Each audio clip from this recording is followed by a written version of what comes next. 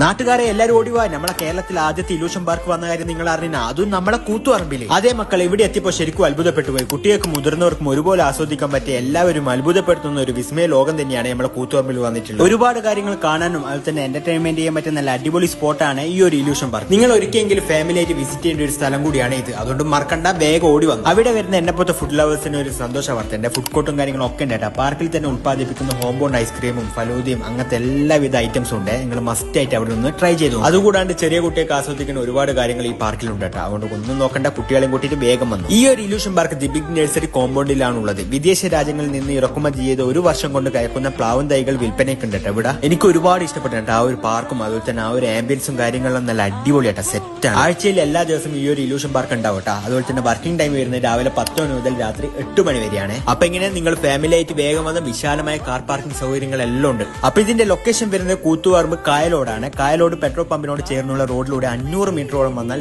മണ്ടർ time illusion പാർക്കിലേക്ക് എത്താം.